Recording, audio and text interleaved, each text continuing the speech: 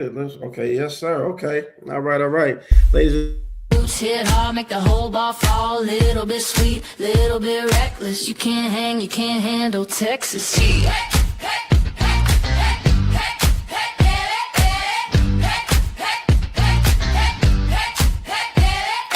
Hands up high if you feel this heat. Dust in the hello, hello, hello.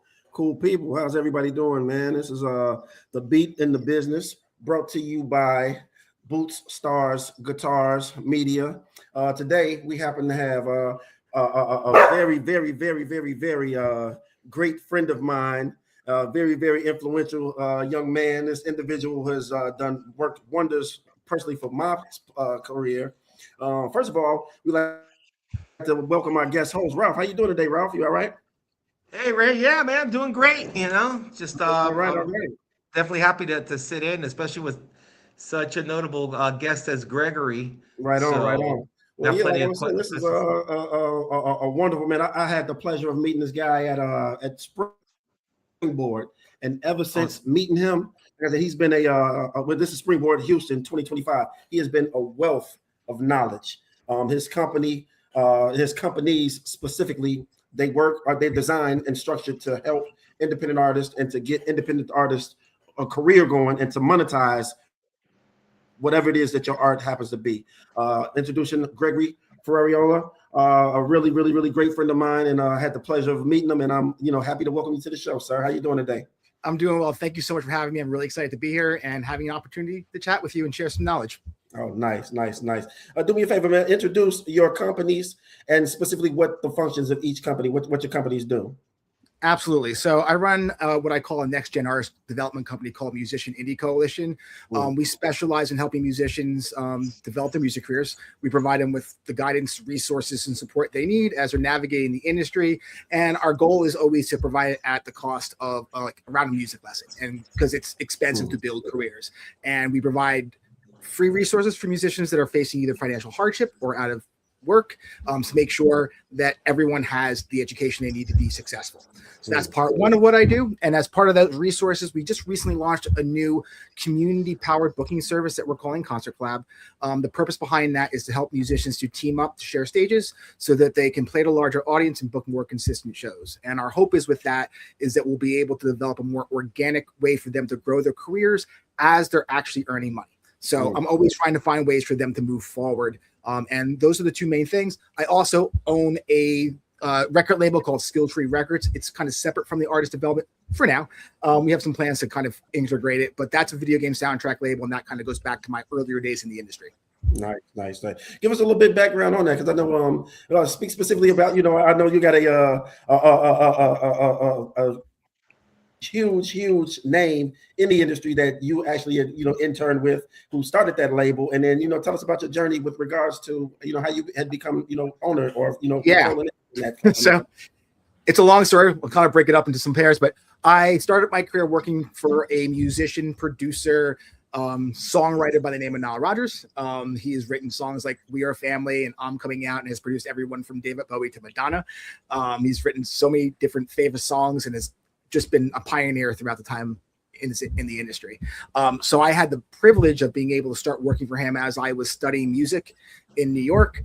I decided that I was just going to kind of go there to learn a little bit about the business, because I was a singer-songwriter and trying to figure out, how to navigate the industry at the time. And it wound up turning into a 10-year career working for him. So essentially where I started off was just, typical office intern stuff, booking tours, and eventually turning it into doing some more. I was working 18-hour days, as you do working in the industry. I was working a full-time job, in Lower Manhattan for a mailing company, and then I would spend my evenings interning for basically a free internship working for Nile, educating myself on the industry. And I got my big break working inside his organization when Nile was basically tapped to produce a new music concert called the Hampton Social, which was a 6-week music 6-week music festival with people like Prince and Billy Joel and Tom Petty. And so I had to choose between my low-paying job, which was about to turn into a full-time job, or heading out to the Hamptons for the summer as an office assistant in hopes of maybe securing a full-time gig. And went out there and yeah, who's going to say no to that? So, I remember coming home and actually talking to my mom, like, so my job's going to pay me $75,000 now instead of the low intern stuff that I was doing there, or I can go out to the Hamptons for the summer for 5 weeks and maybe pull a full-time job from Nile, hopefully.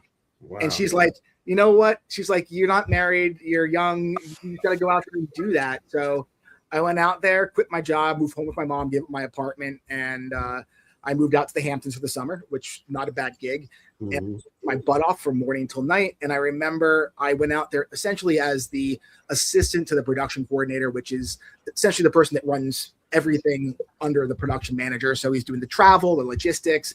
And so I'm shadowing him, not really knowing what I'm doing, but I'm hustling. And I remember it was maybe 15 minutes before like Prince, or 15 minutes, 45 minutes or so before Prince was going to go on. I wound up having a severe allergic reaction and having to cart myself off to the hospital. So I missed the gig and was worried about getting fired. And I came in the next day and found out that like a lot of the travel logistics got screwed up by the production coordinator. And I was like, you know, kind of sitting there and I'm like, oh my God, they're doing a firing like everybody. And production manager's like, what would you have done differently, Greg? Because you're taking a lot of notes there. I'm like, well, I would have done this, this, this, and this. He's like, great, you're running it all next week. And so I got bumped from like office assistant to production coordinator. And I wound up doing that for the next 4 weeks. And that got me my full-time job with Nile. Nice. Wow. So yeah, so that was step one of being there. But yeah, I had a lot of great memories with him, especially when I started working, you know, for his label, which is part of the deal. When I went full time, they brought me over to start working and learning the label side of things, which I can talk about. If you have questions about what I just talked about, I can pause for a second. No. We definitely, you know, kind of elaborate on that. I mean, that's actually what, you know, our listeners and our viewers are here for, is for that information. And, you know, it's great that we got a pro like yourself on that can kind of elaborate and expand on those topics. Well, the first thing I caught on, Gregory, is that you took a chance. You rolled the dice between, you know, the safety net of, you know, that job that you were working, you know, wasn't bad, 75 G's, and then, or taking a chance in the Hamptons with the great Nile Rodgers. And it wasn't easy. You really had to, you know, work your butt off, but look, it paid off. You know, when it comes down to, I think a lot in this business is, you know, you have to take some calculated risks sometimes. You know, there are blind risks and there are calculated risks, but I'm a big believer in taking the calculated risks when need be and betting on yourself. I mean, my idea was, it's like, I'm going to go out there and I'm going to impress somebody, you know, and the worst case scenario is I'm home living with my mom again and I have to start looking for a job, or I'm still interning for Nile. So it wasn't horrible, but it was still just like, I got to try to make something happen, because where I'm at right now isn't where I belong. And so you have to do that sometimes. And, you know, this industry, you know, unfortunately is something that rewards risk, and you have to take it. Yeah, definitely. It's, and statistically, the odds tend to be against you, but if you don't take the risk, you'll never know. And, exactly. And sometimes it's worse than not, you know, like, well, what if I would have? You know, what if I would have taken the plunge? You know, you want to know regardless of what happens. And that's, I think you always hear that over and over again. And look, people are always taking calculated risks. You know, you're going scuba diving, that's a calculated risk. You go hang gliding, you know, it's a calculated risk. So a lot of things people do, you know, they don't really know it, but it's a calculated risk. But yeah, that's really interesting and how that paid off. But we were talking off, you know, before we came on air, that there is, and this is probably for a lot of the musicians and artists, that there's no getting around hard work. No, there isn't. There's not. I mean, I've always been someone that has worked hard, like willing to put in long hours and do things. And I've always kind of felt like I excelled above most people in that. And then when I went to go work for Nile, I realized that I had no clue. And so, like, you know, he out hustled everyone. His executive assistant, Suze Plunkett Green, who was like a big mentor of mine, she worked 24/7, and everybody there, it's not just work. It's their lives. Like you do whatever you need to do. Christmas, holidays, there's no sick days. There's none of that nonsense. It's just you do what you need to do when you need to do it. And that early few years when I started working for Nile, that's what I get calls on Christmas Eve. I didn't have a choice. I would be in the emergency room one day and, you know, I'm back on the production lot the next day. And like, you know, whatever had to happen just needed to happen. And so I feel like I got some really good old school industry values working with them. But more importantly, what I loved about it was I really learned the importance of personal relationships. I really learned the importance of looking for the thing that people aren't doing. Like Niall always was like, you know, I remember listening to him in an interview and he was always like, you know, I don't pay attention to the mainstream stuff. My thing is looking for the weird person in the corner doing something interesting. I want to know what that person's doing, and then I want to go that lane. And that's when he like kind of introduced me to the world of game soundtracks, which at the time when I moved over to the label, my purpose there was to learn a little bit about it, since I was now full time. And I was like, oh, what do you guys do here? I'm thinking, you know, Niall's got to be, you know, producing some major artists and like video game soundtracks. And I'm just like, what? People listen to video game music? I'm like, I'm a gamer. I don't want to listen to dry leave. Like 8-bit stuff. And so they started exposing me to it. And it was some amazing scores. I had no idea that, you know, games had gotten so complex. And I said, so what are you guys really doing here? It's like, well, you know, we're the only label right now in the world that even pays attention to this stuff. And what we're trying to do is grow the genre. And so, you know, I you know, quietly paid attention to what they were doing and how they were going about doing it. And then for me, it's like, again, like I have a tendency to be very quiet and pay attention and learn. And then when I spot problems, I'm very forthcoming, like, hey, I think you guys need to be doing this, and see what they say. And my first suggestion to them at the time, because it was early in the year, was like, hey, you guys should really be selling music digitally. And we're just like old school industry people, like, I know that's kind of a thing. We have some stuff on iTunes, but like, I don't know, you know, 90% of our business is physical. I don't know if we want to get into that. I'm like, you really need to do that. That's not where this is going. And they're like, well, if you want to explore it, go ahead. And I'm just like, all right. So they gave me carte blanche to kind of what they said, build a digital distribution wing. In 2 years, we like, you know, our digital distribution went from like 10% of the business to like 90%. Wow. Yeah. So that got me pulled from doing the production and label to just being like part of the label. And from there, I was essentially tapped to really, you know, grow the genre. And like, even though I didn't know what I was doing, it was, I don't know, like I can kind of see what needs to be done. And so the licensing team, we started going out and educating all of the game publishers on the importance of the soundtrack. Some people were very forthcoming with it. Some of them, you know, when a game is released, you know, they're making millions and billions of dollars off these things. So to convince a soundtrack, even if we can make them $100,000-$200,000, it's like, you know, they're not even, like, why bother? But I had to figure out a strategy for convincing them, and some of them would do it right away.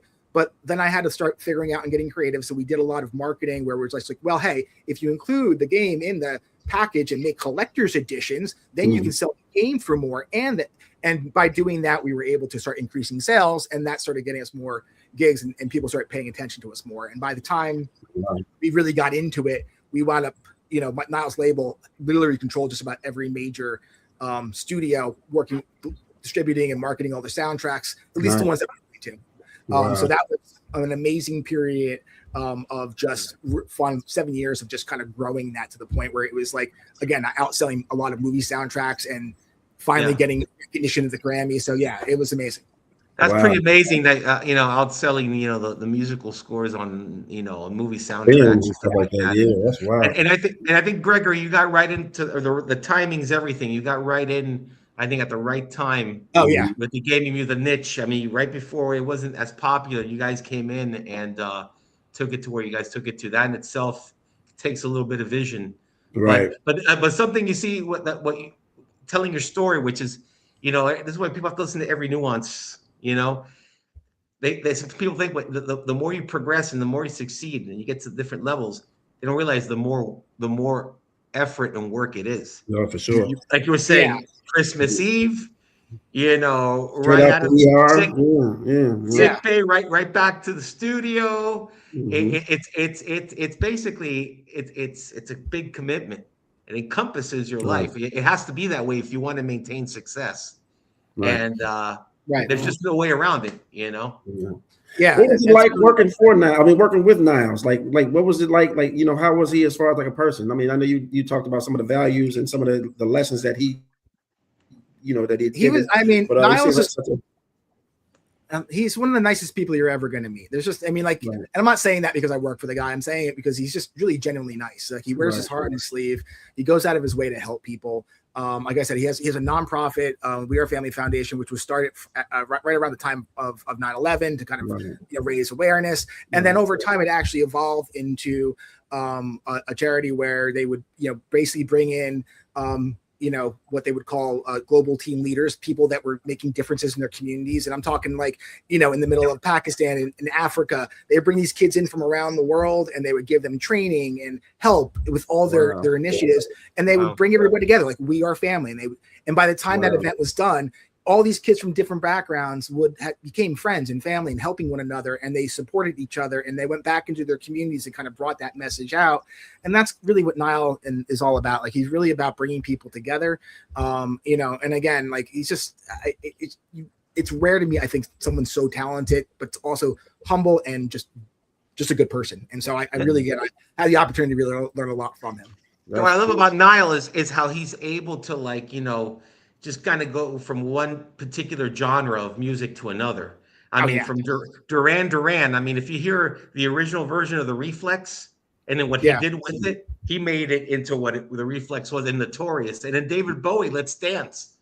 I mean, I mean, with Stevie Ray Vaughan on guitar, which we have a connection with Stevie Ray Vaughan and Patti LaBelle, which I saw that also Nile Rodgers worked with. Which a couple of weeks ago we had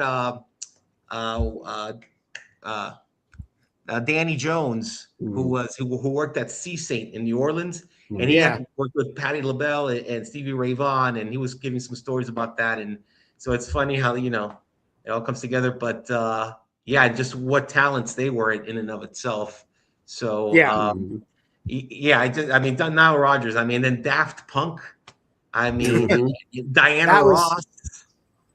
Yeah, I've had a pleasure to meet. Again, when I was coordinating these events, I had opportunity to work with Patti LaBelle and Diana, and or at Miss Ross at the time. It was, it's weird when you're working in the industry because you spend your entire life kind of like seeing these people on TV or on an album cover, and then all of a sudden they're standing next to you and you're having conversations with them and working with them because you're trying to produce one of their shows. And it's a weird, surreal experience. Like I'm never one to really get starstruck, but like I always find it fascinating to see them in their element and doing what they do, because they are all business leaders, and seeing how they conduct themselves, organizing their shows, prepping for it. Everyone has their own routines, and so all that kind of stuff I always found to be fascinating. But Niall working with the whole Daft Punk thing was, at the time it was great, because he felt like he was finally kind of making a comeback, and which is crazy for even to say, because if you look at his resume, it's just insane. Like, anyone would be thrilled with it. But for him, it was the opportunity to really put out a record. And when he won a Grammy, multiple Grammys for it, it was just, he was back on top. And then all the stuff that he, came full circle again, and he started touring and then the other artists, like, Madonna, I think it was who was like a virgin, Brian Ferry from Roxy Music. Who I love. Also B-52. I mean, you see, wow. I mean, he really I mean, he had a broad, brush of art. Which shows you the talent level he had. He had the understanding of just the language of just the art and the music, which is impressive. Yeah, I mean, I've heard him talk stories, because he's been in bands, but he's been in backing bands, and he I think he was working. And I could be wrong about this, but I remember him telling stories about working at the Apollo Theater for a long time, and as part of the backing band and doing stuff. Again, I could be mistaken, but I remember him saying part of the job is to learn how to get the best out of people when you're supporting them during those periods in time. And with the writing and stuff, I've seen him just you think he's just a guitar player. And all of a sudden it's like, oh my gosh, I got to start writing sheet music, and he'll start writing and notating stuff. And I'm just like, wow. He really knows. I mean, he's just, he's not just the typical musician that can play an instrument. He can do a lot of things. And yeah, he's just, and needless to say, his band Chic influenced a lot of artists. I mean, starting with Duran Duran. I mean, was it Bernard, the bass player, Bernard Edwards. Yeah, Bernard Edwards. What an amazing bass player. I mean, he influenced John Taylor and a lot of slew of bass players along for, and they just the music and everything else. So that, I mean, they're kind of also kind of at the forefront with a lot of influences that came after, you know. So Yeah. yeah. I mean, if you really look at Niall's work, I mean, even people Hey, sampling. Greg, how are you? Good. It's here's- good to see you. Good. It's very nice to meet you. I am Tracy Two-Step there with Ray Swoope, and I see Ralph Miguel, my buddy. He's on the nonprofit as well. I did want to say hello. I had sent a message to Ray, but I didn't want to interrupt. But I did want you to know that I'm here and I'm running things, and I wanted to say hello. And I'll have some questions for you too. So I did get to hear a lot of the information you were just speaking about. And I know that Ralph has a connection there. And I don't know if you spoke about it yet, Ralph. But I had to introduce myself. It's the first time I've ever started a show that started without me. Oh, wow. It's called making an entrance. It's the music business. You got to make an entrance. Yeah. It's fine. That's okay. Well, you know what? I'll use that excuse. That's a great excuse. Well, you can only make an entrance with such a cool cap that she has. I mean, only Tracy different from Two-Steps what I can normally wear wear. that. Yeah. I love hats. I love hats. Yeah. For sure. Yeah. I love hats. For sure. Yeah. But it's Greg, nice. tell us a little bit about Greg. the Musician India Coalition. You know, tell us about that, because like I said, that's like my connection with you and how the two of us had met. And like, you know, I speak highly of you everywhere I go, every indie artist that I bump into, and I pass your information and recommend that they reach out to you. But I know you don't want to give away what My you know. biggest What thing is it? is, But what is it? tell us about it, huh? Tell us about it. I'm always very forthcoming. So I'll actually segue, because we actually at the perfect part in Niall's career. So Niall started working with Daft Punk. He won the Grammy and went on tour. And I'll never forget it.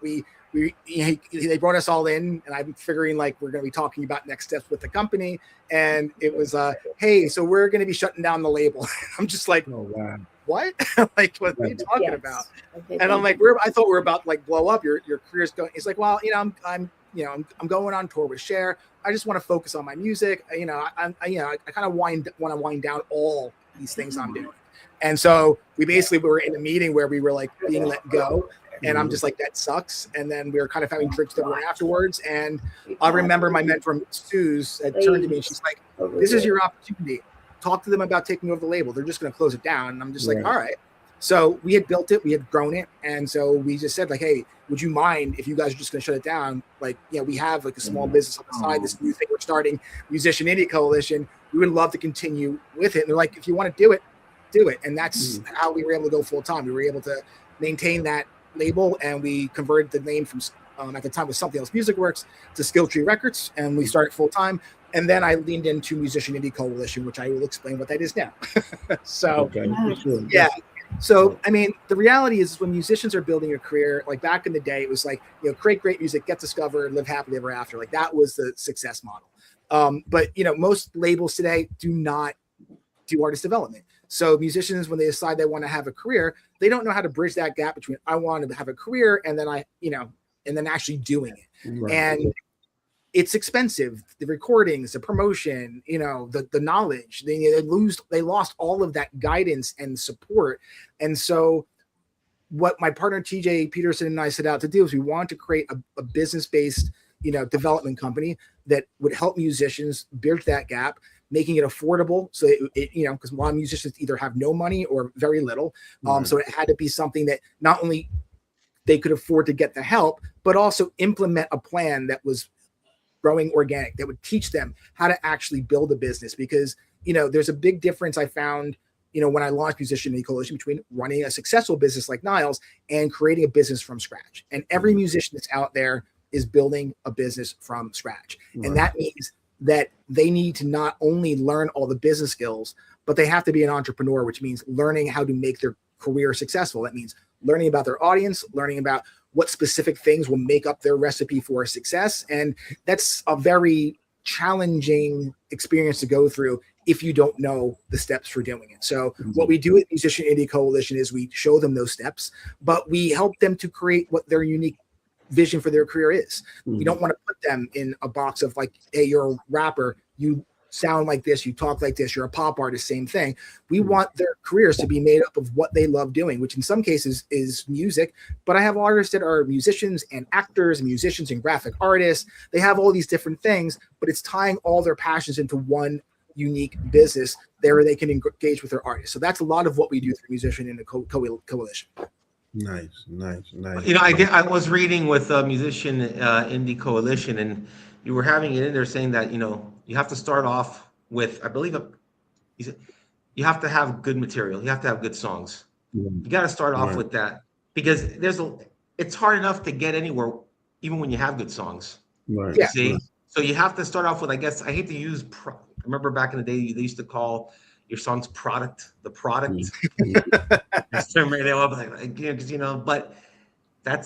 the nature of the beast in the business, the product, which is your song, it's the music. So you have to have at least the foundation of some good material and good songs to be able then to start to work on everything else you said, Gregory, building the business, you know, becoming an entrepreneur. And you have to have the product to push that.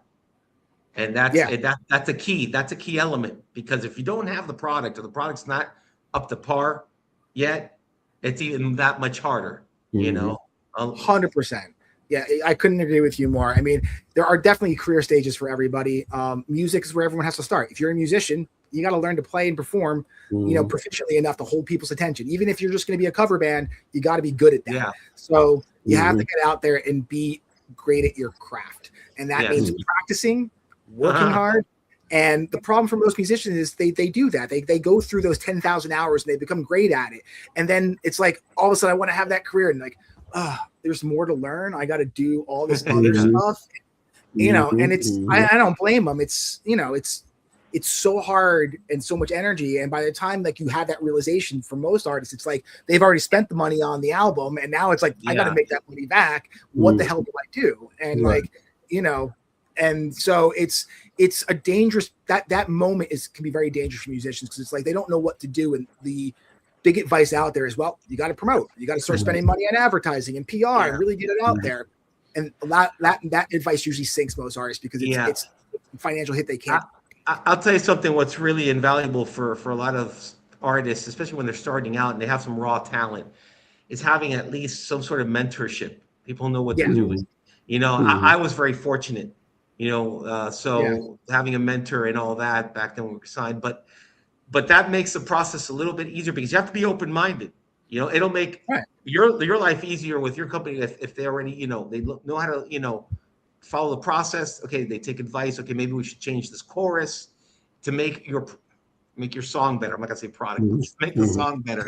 And you know, and all of that. But I think that's another advice. I think a lot of musicians, they need to be able to take advice, and you know. But I mean, but that's the whole beauty of Greg and his company. From like my personal experience, is like he acts as like a coach. He gives you a roadmap. He gives you a guideline. You know, being that I've actually, you know, installed the app and part of the program, he gives you on complete this here. It's almost like, you know, you complete this process here, then you go to this process here. One thing, Greg, that I wanted to ask you about, and if you could touch on it, is and it was very, very instrumental and influential to me, was the customer funnel. You know what I'm saying? You know, when you talk about establishing fan base, collecting analytics, discuss that, and talk to us about that. I'd like to take a second here, if I could. If I could, I'd like to take a second. So nice to see you. I'd like to go back into the show a little bit. I see you out there cutting edges. Also see our new radio partners. Want to give them a shout out. And Ralph, very nice to see you. 100 meter stream, stepping up to the plate, not knowing if I was going to make it. Nice to meet you. I love everything I'm hearing. But the number one thing I asked, because I've got about 4,000 people right now, and I just said, have they played a song? And they all said no. Well, let's talk about that customer funnel, man. We could play a song, but I mean, can I make a recommendation? It's because Ralph's here and it's Ralph's song. Well, yes. There's you pick it, Tracy. There's two of them. There's a song that Tracy has that she had worked with Mr. Billy Ray Cyrus. It's called Flag, or we call it "Got a Flag," And we were honored enough that Billy Ray on one of her shows had heard one of our songs and said, "Hey, I would like these boys to redo the song." So it was an honor for us to do it for Tracy, you know. And there's a story behind that song and her son. So it's called "Got a Flag." If she would like to play that, and then, you know. I love that. I was thinking more of yours, but you did this song actually. So we're going to do you as far as your song. And it's in here right now. And again, you're on with the Beat in the Business, which is Boots, Stars, Guitars, presented by Tracy Two-Step Ray Swoope. Tonight you have our guest host, Mr. Ralph Miguel, who is with 100 Meter Scream right now. And he redid the song called Flag. Here's your song for all of you. It's 4,000.1 right now. They're saying, please send a song. So, George, how are you doing? Anything like this? We're going to do a song, and then I'm going to go right back to you, and we'll pick it right up. You tell me when you say it's too much time, I need to go, and we will go. So it's all about you.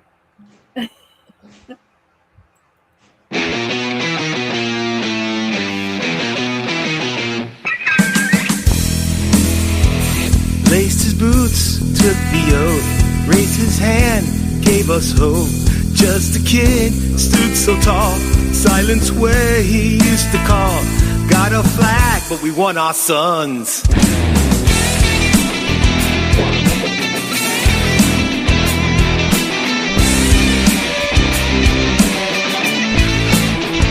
They gave me a flag, hold it tight.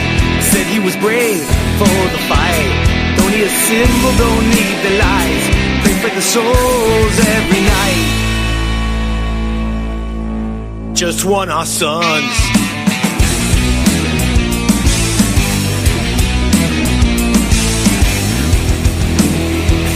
Got a flag, but we want our sons.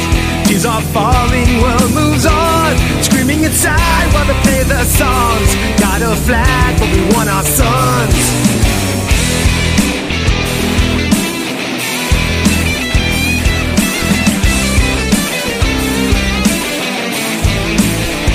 Sky is blue, feels so gray.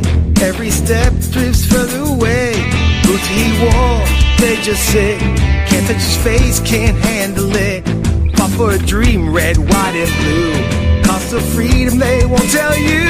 A mother's heart never heals. World is turning, no big deal. Got a flag, but we want our sons. Tears are falling, world moves on. Screaming inside while they play the songs. Got a flag, but we want our sons.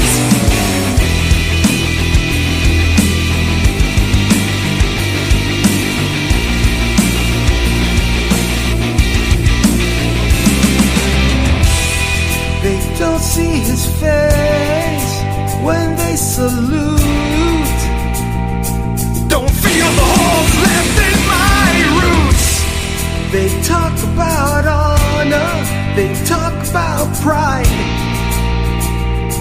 Who's gonna hold me when I cry?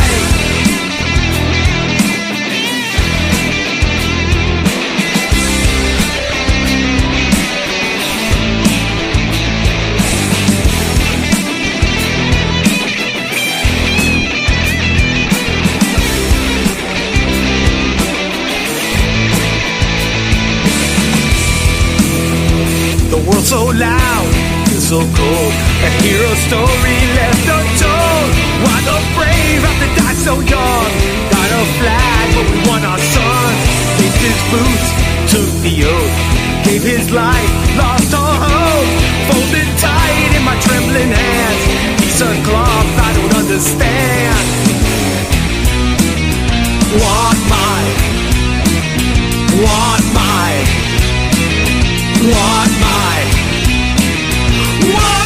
son.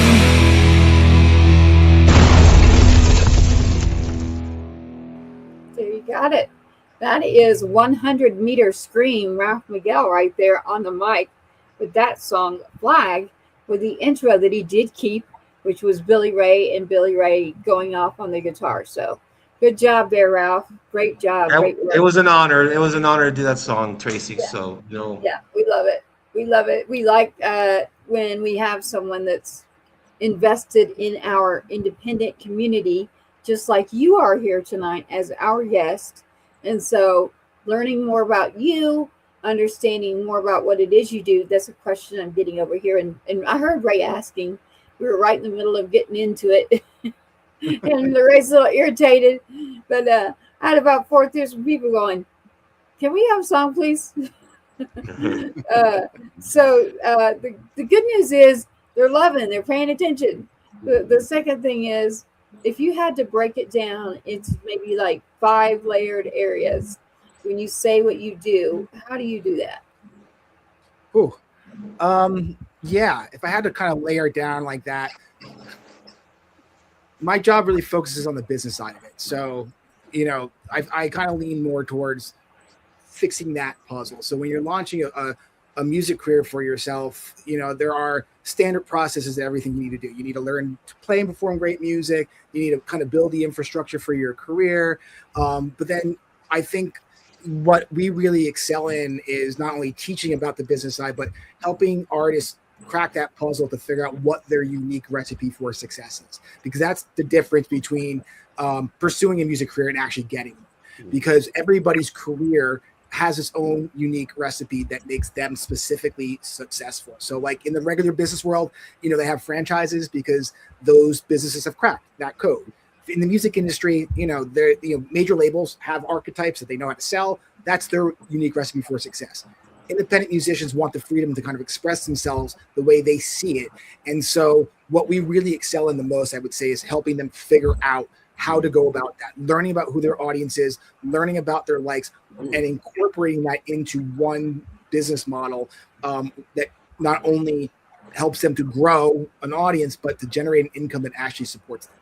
So, Got it. See, that worked for me. I needed kind of just like ingredients and what goes into this so that when we go to bake it, it makes sense. Yeah, 100%. I mean, and you know, at the end of the day, what it comes down to when you're building a music career, there's 3 buckets. There's music, career, and your mental and physical health, because all 3 of them are required to be successful. You have to be good at playing music. You need to know how to actually sell the music, and then you need to be physically healthy and also kind of have the mental, you know, toughness to kind of push yourself outside your comfort zone to evolve into the musician and person you need to become to be that successful artist. So that means you got to keep the vices at bay, Gregory. You gotta keep the vices at bay. Exactly. Keep your advices at bay. I like that. Yeah. Yep. No, it's the music industry, man. Some of them things accentuate. Some of them will spark creativity and bring creativity out. No, I'm just messing around. Allegedly. Yeah. You know how artists are, man. You know how we are as eccentric artists. You know, we experiment with the music, we experiment with the sound. And yeah, you know, that's why we all get into music. No one gets into music to be like, hey, I want to be an influencer and do sales. No, we get into music because we love music. Well, you know, I saw the portrait you had back there. We'll talk about the vices and I was looking at that. I swear to you, I was just about. That's from my first concert series. Those are all my backstage passes, and cool. Yeah, you got some cool stuff there. Cool stuff. I love that. We take all of our ticket stubs, and all of those are framed. Yeah. It's every one of those things is a great memory. So going back to the customer funnel, man, what is a customer funnel, and why is that so important for an indie artist? And then how would an indie artist go about setting a customer funnel up for themselves? Yeah, I mean, I always try to teach artists in a somewhat fun way. So yeah, customer funnel, I look at an artist and they usually kind of get that blank stare of like, oh, not you. You got really excited when I started talking customer funnel. Oh yeah, for sure, because you turned me on. Jack. You put me on some. This is how you make money. Yeah, for sure. Yeah, I thought it was dope. A business funnel or a fan funnel is essentially just a way that you go about attracting fans, engaging with them, meaning build your relationships so that you can sell them whatever it is, whether it's on a show or a ticket. So whether you're playing live or on a social media channel, you have to have systems in place that attract artists or other people to your communities. So your goal is to, perform music and connect with people and then bring them to your channels so that they can have an opportunity to get to know you better. And through your social media content and performing, anytime you're interacting with fans, your marketing strategy should be designed to introduce them to who you are as a musician, sharing your music, behind the scenes, all the stuff that has to do with you, the musician. But then it should also include elements of the personal side of you. Maybe you grew up, and are passionate about mental health. Maybe you were in the military. Maybe you love animals, whatever that is. Those things don't necessarily have anything to do with, having a music career, but it has everything to do with making friends. And for an independent artist, making friends is what is essential, because your fans won't support until you figure out how to support them. And the way that you do that is through your music, through the experiences that you provide. And that's part of that funnel process. And then the last stage is, essentially getting people onto your mailing list, which a lot of artists these days don't do, but it's essential, because you have to have a connection to your audience that is not blocked by algorithms. But collecting an email address isn't just about like what people think is like the newsletter. It's about having the ability to send a thank you, to someone that had, maybe donate to your crowdfunding campaign, or sending someone a private invite to a show, or what it really signifies is it's not just a direct connection from a business standpoint point of view. I always think it's the moment a follower or a listener becomes a fan, because when they give you their email address, what they're saying to you is, hey, I want to be kept up to date on your career. And that means it's then the artist's responsibility to get to know that person even more and start offering them the ability to support them. And so the customer funnel is, again, it's a business term, but it's really just a process for building a relationship. So if you met someone in person and became friends with them at a show or whatever, that's great. But how do you translate that online through things like a reel or an email, or however you want to go about that? And that's really what, in my mind, a marketing strategy is for today's musicians. Nice. And Gregory, you mentioned that you're also a musician. Yeah. Earlier. So I'm just curious, listen, you have an artist or a band that approaches you and they're looking for you guys for your services. I'm just curious, and you get their material. I mean, how you guys go about evaluating as a musician yourself, and also being surrounded with such great musicians, and of course with Nile Rodgers, I'm sure you picked up a lot of pointers. Do you ever give advice to your artists and clients on maybe on the musical aspect of maybe they, just pointers and things to help, push along their potential career, and how receptive are they usually to that? Yeah, I mean, listen, if I'm hearing something it's really obvious, like you have to write a hook for that, or hey, that's not recorded well, you really need to sit down with an engineer and have that done properly. Okay. Yeah, because it makes it hard to sell, at the end of the day. And this journey is hard enough, like you said earlier. Yeah. If your music isn't good, it's going to make it even more difficult. So I do feel pretty strongly about those things. But sometimes I hear a song and it's just not my thing, but like I can tell it's done well. And so in situations like that, I try to leave them that, that latitude. But at the end of the day, what I always tell my artists is the following. It's like, I'm always going to tell you what I think, and I'm always going to try to always give you options. At the end of the day, you are in charge of your career. If you're good with it, you have to go and make the best out of it. And my job then from there on out is to support your decisions. Okay. So, that's but fair. Always will give my point of view and thought to it. And you know what? My proudest moments in a lot of ways is not only the moments where I can tell my artists really understand the business side of things. It's the moments where they don't listen to me and they go out and they make it work. So nice. That's an important obstacle for any artist or entrepreneur. Yeah. I mean, it's like we may not necessarily be all into all particular genres, but you can tell you may not be into a particular genre or song, but you have enough of an ear to tell. Well, it's well put together. It's not my thing, but maybe in that particular niche or genre, it'll work. It's an artist that takes his product serious. Yeah, for sure. Yeah, exactly. So then you take a chance on it, and but you would be able to tell even if it's not your particular genre or your thing if something's off. Oh yeah. So 100%. Yeah. And it's I think the hardest part about doing what I do is just being able to be honest, because it's like I'm not doing anybody any favors by making them feel good. I mean, sometimes you have to make them feel good if they're just in a negative place for a reason. But they aren't always receptive to it when you do say stuff like that. But I always say, like, what I'm telling you isn't because I'm trying to hurt you or upset you. I'm telling you this because you can do it better. I'm saying this to you because you can grow and be better, and you should always be pushing yourself to be the best that you can be. It shouldn't be settling for anything less. If I didn't think that you were talented or could do better, I wouldn't say anything at all. So you should take it as a compliment because I think you can Yes. do more than what you're capable of. And like good artists will push themselves to rise to that. Other ones that are going to be sensitive to that and shy away probably won't make it, because in this industry, you have to be able to take criticism and filter it. Like you don't have to listen to every piece. Not everyone's right, but you have to listen to it, take what you agree with, and move forward with that. And the rest of the stuff, let it roll over you. But if 10 people are coming up to you and saying, "Hey, that's not recorded right," you got to listen to it. Right on, for sure. You know? Yeah. That's Hey, a great. Greg, I got a question. What are some of the tools that you would advise? Because I know, like when when I come to you, you inform me about Bandzoogle as far as like building the site, MailerLite as far as like fan analytics. What are some of the tools that are good and useful that you kind of stand behind, that you believe that an indie artist can take advantage of, and then kind of give us a brief explanation as to why you feel that way, why you feel these tools essential. Yeah, I mean, there's certain things. There are certain things I go to when I'm working with an artist. Bandzoogle for websites, because it's completely music based. Squarespace has gotten better and they can sell music direct, but that's the thing. It's like the Bandzoogle tools allow you to sell directly to fans, and you keep 100% of your earnings. And in the music industry, anytime you can cut out any middlemen, it's a good thing. So I think that's really important, selling direct to fan. The reason why I recommend MailerLite is because it has, allows artists to collect email addresses for free for a while. Whereas, if they're taking on overhead of $20 a month, $30 a month, it maybe not sound like a lot, but it's money. And for some artists, that's too much. So there's stuff like that I think is important.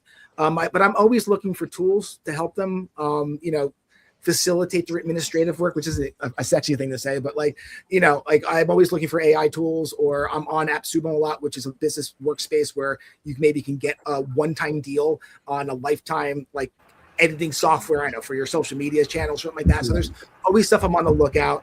I got to ask you a question. You just said something that comes to me all the time. Shoot. I literally get it all the time about, you said AI. Yeah. And so you in your business, you do take in AI to use as a tool. Yeah, I'm not. Yeah. See, I don't subscribe to the idea that AI is going to replace musicians. I understand. I do not either. We are in good company. Yeah, but the reality is this: I see musicians all the time that have music, and even if it's good, it doesn't sell because it's good. It sells because of them. Yes. It's what that other person did in that studio, and there was still equipment. It's just that we keep evolving. Hi, Danny. You got Danny Jones out there in Houston, just on Danny Jones Productions, everybody. Good to see you, Danny. Say hello. We've got one of our new radio stations, which is Curb Live, KERV Live 99.9. Please download that app. And I have an announcement to actually make. I just loved when you said the AI words, I went, huh, and everybody knows why. I keep getting asked to speak about it, and I'm like, sure, I'll speak about it. They'll hate me for a little while, but then they'll realize, oh shoot, we probably listen. So tonight I'm supposed to also announce we are with 99.9 The Curb, and this show will be going there. But we are also announcing tonight, because we did last night 99.9 and last week, One Star Radio. One Star Radio is out here in Texas, and they are a medium market out here. One Star Radio. It's a lot of different DJs that got together, and now we have One Star Radio. So, and we are also working on the Waco and Killeen section. So, putting together. Hey, listen, I'm going to give you a name, G. That's what we're looking for, is more radio stations, and then the festival. Throwing a festival to me seems it's easy. Other people think, what is she saying? It's not easy. I'm like, but to me, it is the smartest thing to do with our nonprofit. I don't know how much they went into that, but even the nonprofit that we have, from everything from a foster kid to a mother and kids who've lost their family member to a kid that just needs a guitar and some guitar lessons. There's so many things we have in our nonprofit to get back to the community. Number one way, festival, concert. So we're looking to do that in September for Gold Star Family Day. That's a national day. We really should be doing something. So I would love to talk to you more about that. Obviously not like right this second, but you hit me when you've already done it twice here. So I like that. I like that. It's that real human heart. It's coming out in you, and I'm going, oh wow, and I'm definitely attached to it. So thank you. Definitely a good dude. Yeah, I love it. You're a really, really, really good dude, man. Yeah, how did you meet? It's funny the way we met. We were actually at it's the crazy story. We were actually at Springboard in Houston, 2025. So I go up to the bar as our good friend Angela Morgan. Shout out to Morgan's damn good band. Oh, my girl. So yeah, so we walk up to the bar, and I noticed. So I'm walking up to get the cocktail because that's what I was. They was pouring out the shots. So I see Greg over in the corner chilling. He got his cocktail that looked like he was coming down off of he was like. But I was like, he looked like a really, really interesting guy to speak to. But I wanted to talk to him. But I saw he was getting over something. So I get the cocktail, and I was like, okay. So Angela's breaking it down to me. She said, hey, look, man, you take it, you take a little sip, you smell it, you take a little swish it around your mouth, and then you just gun it on down. You don't need no water, you don't need anything. So I do exactly what she says, and right as I do it, I turn around and talk to Greg, and man, I'm sitting there choking, looking all stupid, and my face turning all blue. And I was like, okay, so this is what this guy was just doing, and so that's kind of how we kicked it. That's how we.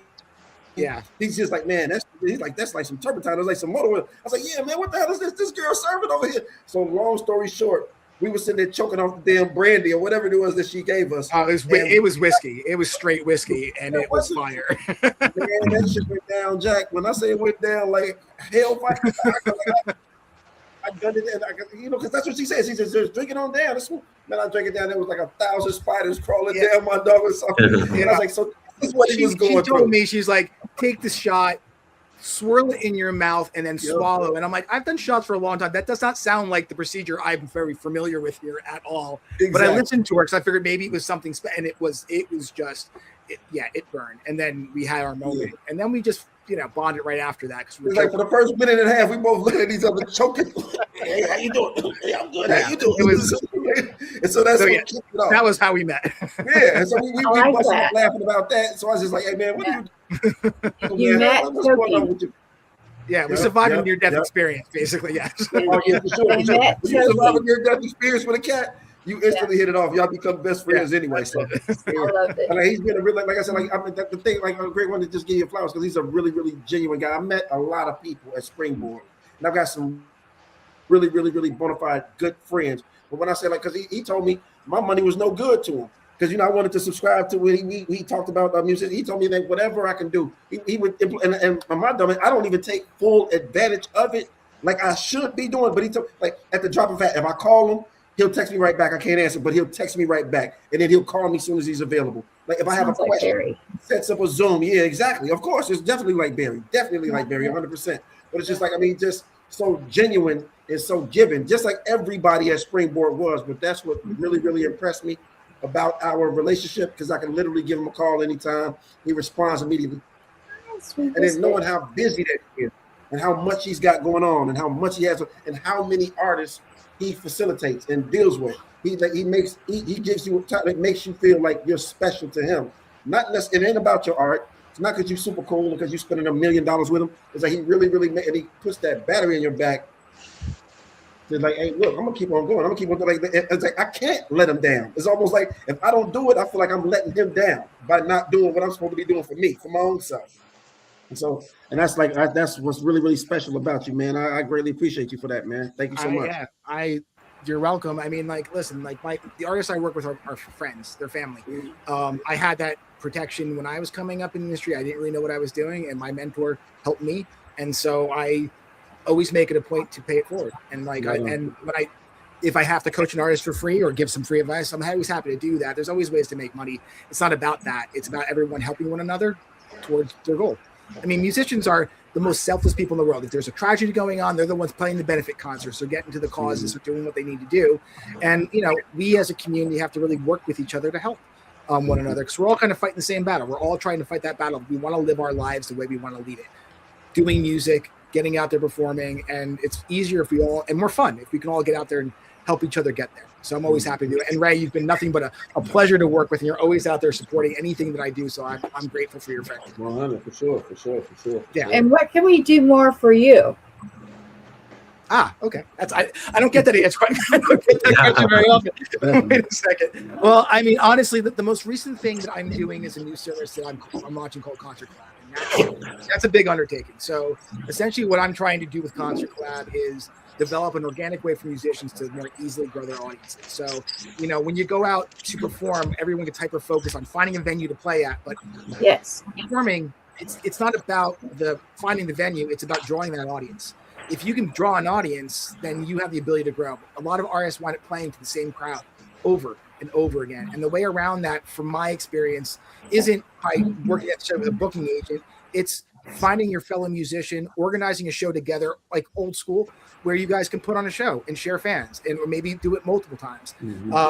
I've been around shows where musicians are connecting with local artisans and charities to put on events, and like it's just community is the way forward, I think, for musicians. And so what I'm trying to do through ConcertCollab is to build a community of musicians that are interested in collaborating like that.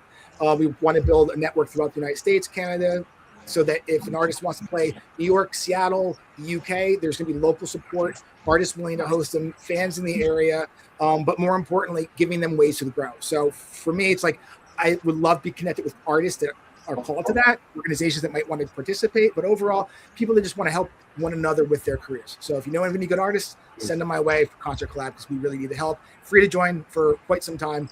It's all about just building the community right now. So. Like facts. I mean, that's sort of just like facts. Okay. Sure.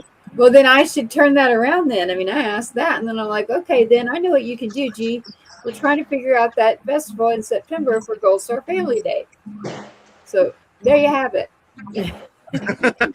First thing is where? Like, tell me where. You can always go to a base or an armory or anything like that, but we always feel like it's already a dang funeral we had to attend. It's like, if you know anything about this, it's usually our children have been serving, they didn't come home. And so to have something where it's not a funeral is like a dream for all of us. And it's a national holiday right out of the freaking White House. It's just that nobody knows about it. Think of Veterans Day. They don't have a clue what Gold Star Family Day is or Gold Star Mother's Day. And we're trying to change that. And so if we change that within the home, we're gonna help with homelessness. We're gonna help with a lot. So that's in September. It's a national day, and that is what I'd love to do. I'd love to talk to you more later about that. Yeah, absolutely. That sounds like a wonderful cause. I'm always happy to support. I had someone tell me that you were very involved, not only with that 9/11 you were very touched with, and that you were very much in support of our people that are serving, our patriotism.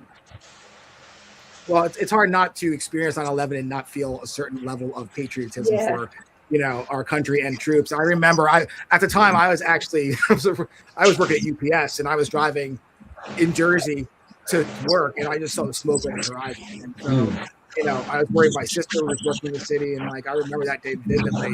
Yeah. It was very scary. I was lucky. Someone was telling me the story, so I was like, wow. Yeah. I like that. Do you ever hear that noise, or is it just me? I was like, what is that? I was going to ask, what is that? What is that? I was going to ask y'all. Like, I swear I hear like a well diving.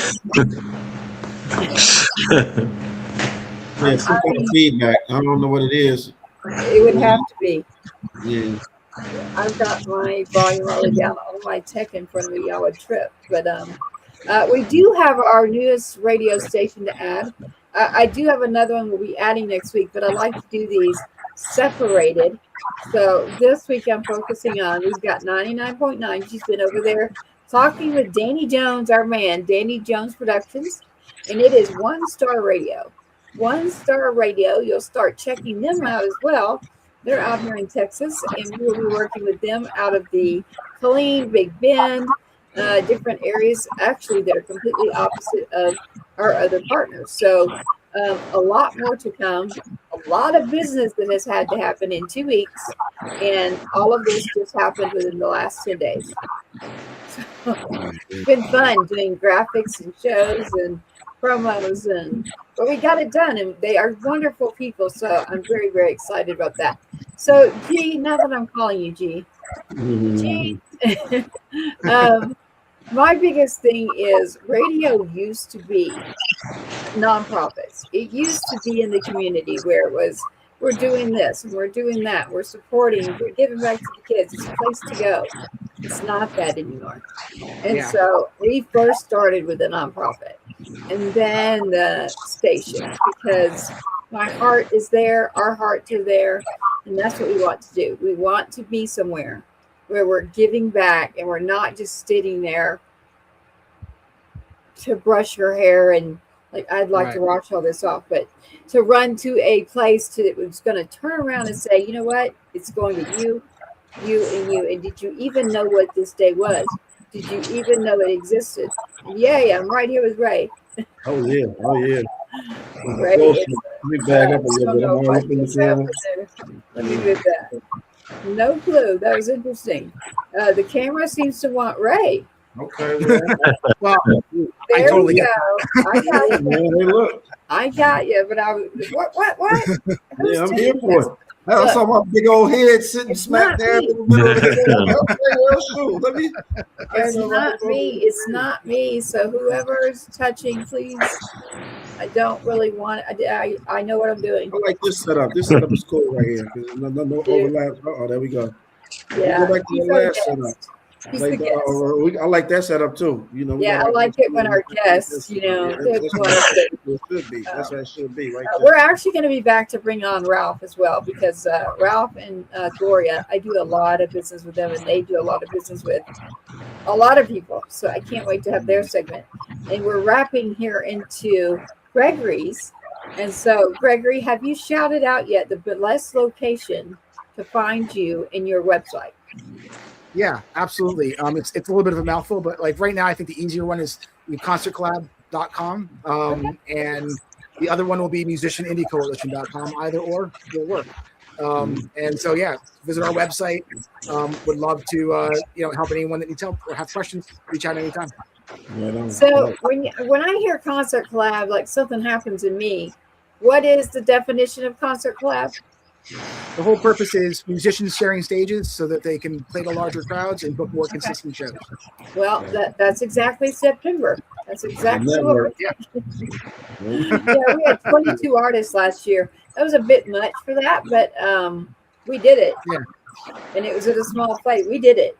But let me tell you, you learn from doing them, and I'm like, I will not do this again. When I used to do live events, it was the hardest thing in the world. It's like so much prep, so much hard work. Everything goes crazy the day of. So yeah, I get it. It's a thing. But we're good about rolling up our sleeves. We can get in there and we can make it happen. Yeah, for sure. Most definitely. Hey, Greg, you were at a conference most recently, weren't you? You were telling me about a conference that you had attended a week or so ago. What was that all about? I had done Springboard about a month ago, but then I was at the Launch Music Conference in Pennsylvania, which is a wonderful conference run by a great team. Again, educating artists, giving them places to perform. It was an amazing event. A lot of great professionals come into town to educate, but really they hit every genre. They, whether it was metal or rap or pop, and they had places all over. The town really supported them a lot, and it was 2 days of not sleeping and talking a lot and watching concerts, and it was great. It was absolutely amazing. Yeah, that's what's up. We need to figure out that whooshing noise, man. What is that? What is that noise? What is that? Is that somebody playing something in the background or something? It's just the music industry doesn't want this information to get out. So. Yeah, I know. That's no. They're trying to stop us. Yeah, that's like you dropping too many jewels, man. That's what it is. You dropping way too many. Well, let's hope we don't end up like the missing scientists in the music. Exactly. I know, right? Crazy. Yeah, crazy. Yeah, but they're not going to stop us. We're gonna fight through it. It's gonna be fun. Oh, damn right. Damn right we are. Yeah, but yeah, Gregory, I think there's a lot of platform for you. I think there's also cutting edge, conference that's held every year in New Orleans. That was for Eric Cager. He was also very important to us, introducing us to the right people.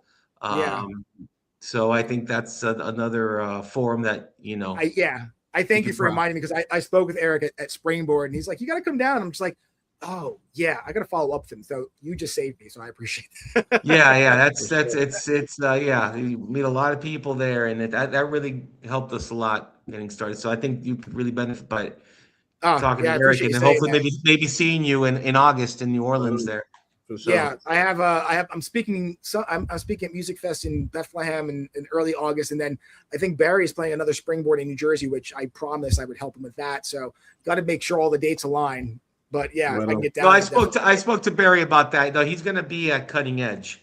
Okay. He's going to do the whole thing in up in New Jersey and Philly and stuff, and then he's going to make it down to New Orleans for Cutting Edge. So yes, and I just sent him a message. We'll be there. How'd you get down with Springboard? How'd you end up? Well, how did you and Barry connect? How'd you guys? I met you through Barry.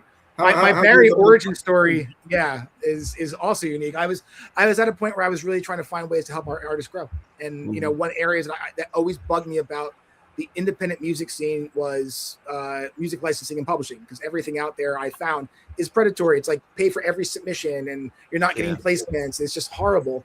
And so I really did my research, and I came across this site that said, that was like the best deal I've ever seen. I'm just like, what is this? Who is this? Right. And so I really dove deep. I found out who ran it. I looked them up on LinkedIn, and we had a lot of friends. And so I reached out.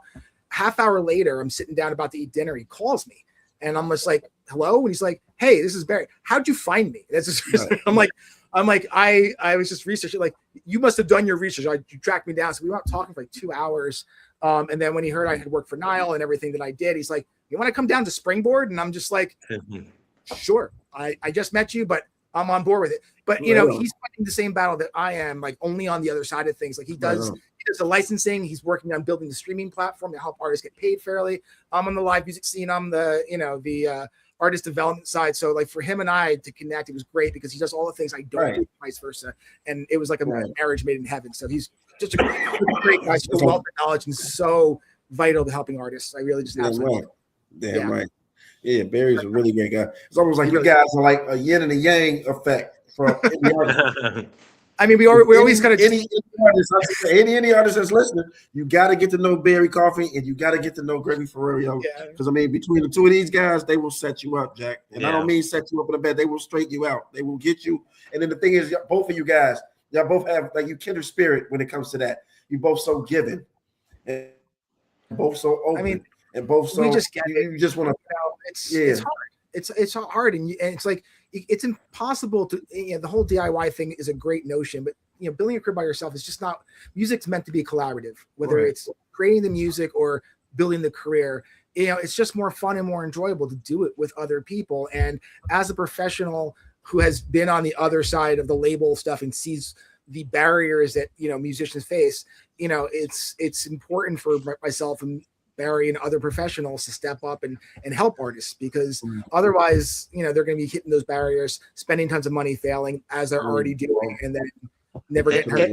And I really give a shout out to Barry because he's really trying to turn things, especially in the battle with Spotify when he's trying to do with that. With We Get, and we're all rooting for him and helping him because that could really be a game changer if he's able to pull that off. He'll do which the powers that be are giving him a bit of a hard time. Barry's gonna get it off.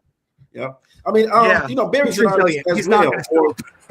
No, hell no, not Barry. He's gonna run through a brick wall to get that thing off. Like he got me believing. But do you think that, like Ralph was saying, do you think that spirit of giving and wanting to see any artist succeed? Do you think that has anything to do with the fact that the two of you guys are both artists, or that you specifically that you were an artist or are an artist yourself?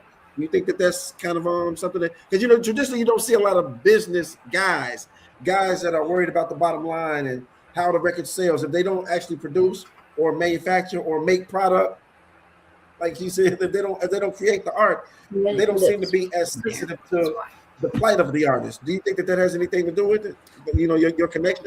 Yeah, I mean, I think being a musician helps with that, but I mean, I don't know. I just think it's who you are. Like, I don't know. I think it's being there and having encountered failure so many times throughout your pursuit for success. You understand you know, what it's like, and you know how much it hurts. And if you see someone running into that, like, how do you not say something? Like, I don't know. It just to me, it feels wrong to do that. And like I said, I had mentors that have protected me and changed literally the course of my life. I wouldn't be here right now without my initial mentor, Ann Rucker, and like I said, Sue Plunkett Green, Niles executive assistant, two women that completely changed who I was in such a great way.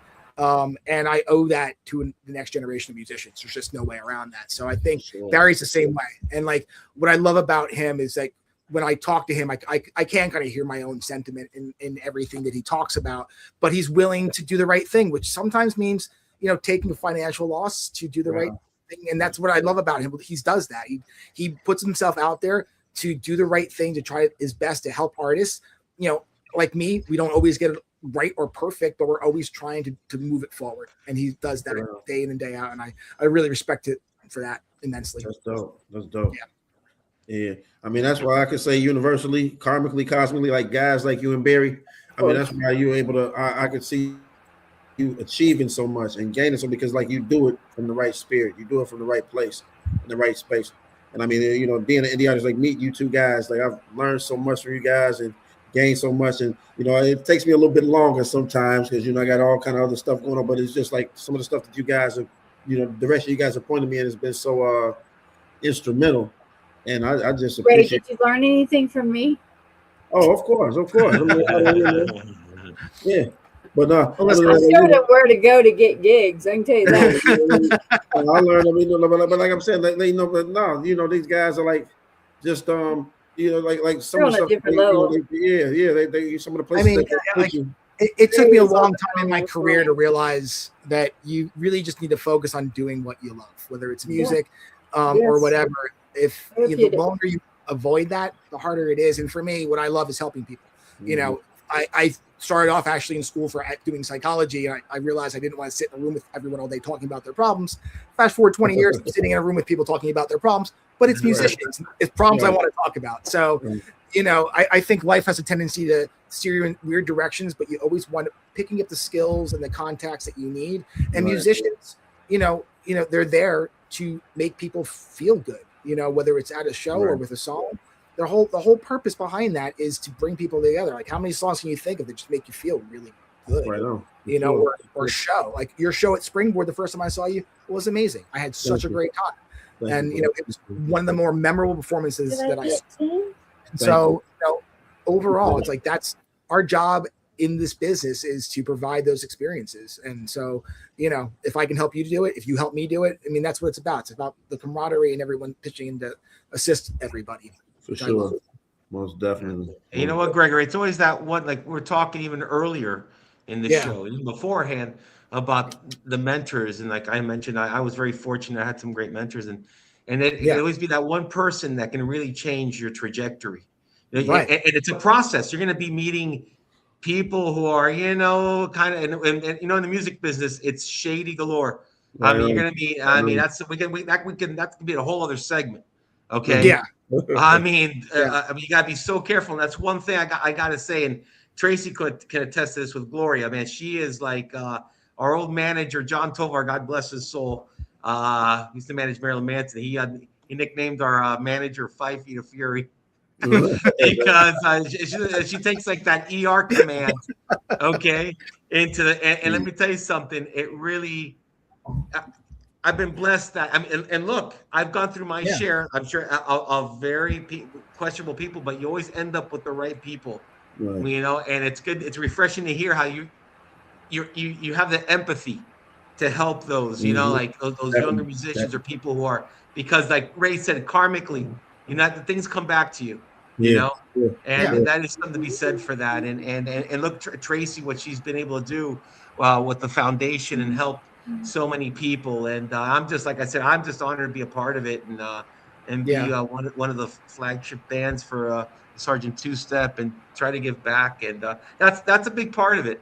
Right. You know, being back and looking out for those. And I always try to give advice to the younger musicians and tell them what to look out for. So that's I definitely tip my hat off to you with that. you know. Oh, and vice versa. It's, if I have a really busy schedule, but if I can take a half hour to talk to somebody and it saves them a big headache or a career-ending decision, don't sign that contract. That looks terrible.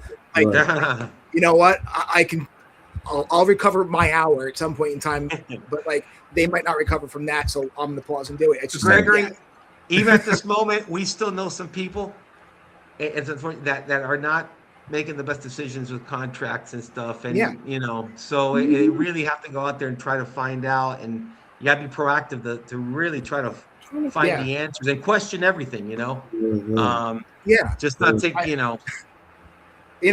when I first started doing what I was doing, the hardest part was the trust factor. It's just like, hey, I work helping with people with their careers. It's like I'm a snake oil salesman trying to like keep them out of their life savings. And I'm just like, okay, I'm going to meet with you for free. I'm going to tell you exactly what I do. I'm going to show you how I do it. I'm going to show you how I charge, and I'm not going to push you to work with me. If you want to work with me, call me after this. Think about it. But transparency in this industry is not great. No, transparency is not no. Give me $3,000. I'm going to do all this amazing stuff for you, but I'm not going to tell you how I do it, but it'll happen. It's just like that stuff drives me up the wall. So I feel like I almost have to go hardcore in the other direction of like, I will do anything for you and ask anything you want. And, it's refreshing to musicians. They want that because, this building careers really filled with so much anxiety.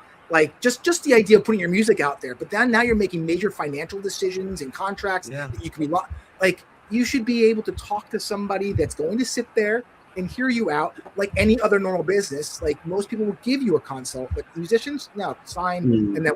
And I hate that, so I can't do it. These guys prey on their dreams and hopes and emotions. That's the problem. Because, there's that yearning of really getting out there and becoming something, and they're predatory. There's a lot of these guys that are predatory or in the business, and we've seen it time and time again. It's really unfortunate, and that's why I couldn't recommend more people like going to you, people who are just honest and transparent and who have done that and have the resume. See, they got to do the research.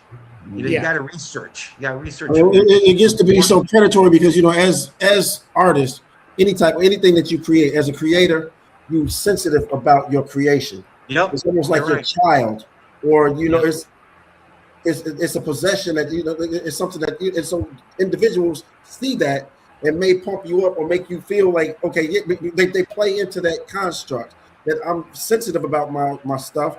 And I believe that it's great. I'm investing this time. I'm not getting paid for it, or I'm not getting paid much for it, or it's a talent. It's something that I look at as something special and unique to me, from me, that I'm able to express and put out into the ether. So people pick up on that. Yeah. They say, "Oh yeah, well, okay, cool. Yeah, it's just like you think. However, these are the ways that you're going to be able to monetize it." And so you find yourself investing in that time, investing that energy, investing that money, and all along it never really was about getting out your art, or we really didn't care much about your. It really wasn't a protection about or any care for you. It's a way of living. This is what I do to generate my career or generate my way of living. Yeah, or manufacture. But like guys like you, guys like Billy, Yeah. I mean, the biggest problems with the music industry, there's no accountability. The reality is if you screw over an artist, it's completely fine because you know what? There's always another artist. Right. They don't have to really cater to their needs because they just don't need to. And it's a plethora of artists that they can feed on, and that's part of it. Yeah. But times are changing, and it's not going to be the way that things are in 20 years from now, hopefully. So that's true. It is changing, and I think the more people are, going out there and doing the research and information, and word gets around, hopefully you lead the people to the right, down to the right path, and meeting people like yourself and people who are, can really do something. And as an artist, you have to be open-minded too, to take constructive criticism and say, look, because like you said, you have to tell your clients or your artists that you care about. It's like a parent. You got to tell them what they need to hear, not what they necessarily want to hear at times, to be able to help them. And they have to be receptive and really analyze, okay, well, maybe, if I try it this way, and and that's the way a path of moving forward. Just keep It's showing tough. the ship. I always tell my artists that like See the it. person you are today is not the same person you're going to be X amount of years in the future when you're successful. That Right. person is going to evolve. They're going to have more knowledge, more confidence, more contacts, more songs, more everything. But to become that person, you have to allow yourself to grow and do different things. So Right. evolution is just the reality. If you are unwilling to change, unwilling to learn, unwilling to meet people, get out your comfort zone, you're going to stay exactly where you are Mhm. forever. And that's Right. not what you want. You have to meet new people and do new things if you want your career to change. It's Right. it's just the reality of it. For sure. Yeah. Mm. That's Yeah. so true. That's so true. And there's a lot of people that don't want to do that. Yeah. Oh, yeah, I mean them every day. And then part of my job's like, It's like, definitely a okay, big you time have for to, indie but artists, though. that's what you're doing. So Right. Yeah, exactly. yeah, I mean,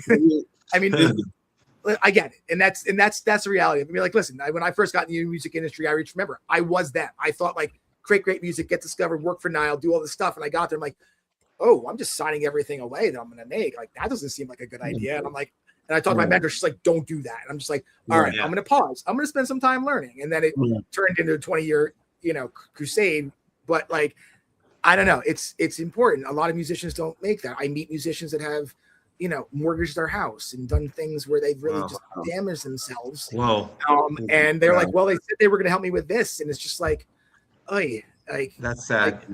yeah. I mean, it's just stuff that's just like really heartbreaking, or even just signing your music away. You know what I mean? It's just That happened. Yeah. That's very prevalent. Signing your publishing away, signing your copyright. I mean, you'll be surprised. Well, I know you've seen it. yeah. I mean, I hear arguments on both ends of it, but the reality is, it's like you should control your own work. You should own your business. I mean, I don't like to take percentages of people's careers because I don't want them getting out of this experience and then being like, well, I'm finally successful, but now I've given 65% up to my manager, attorney, booking agent, and gymnast, or whoever. You know what I'm saying? Like, I want them to come out of this owning what they've created. And so, like I said, like for them, it's like, yeah, you have to pay like a fee to work with me, but it's something that at the end of the day, you're going to be successful if you get there or when you get there, and you're going to own everything that you do. And that's my hope for everything. Unlike the what is it, the labels have now, the 360 deals, Gregory? Yeah, sure. Would you like to comment on that one? Right. Don't sign one. You just started a whole thing. Yeah, that's a whole other segment too. Yeah, you started that one. That wasn't Tracy. I could elaborate, but like, just don't do it. Yeah, exactly. I know. Yeah. Don't do it. Yeah. Don't think about it. Just don't do it. Yeah. Simply.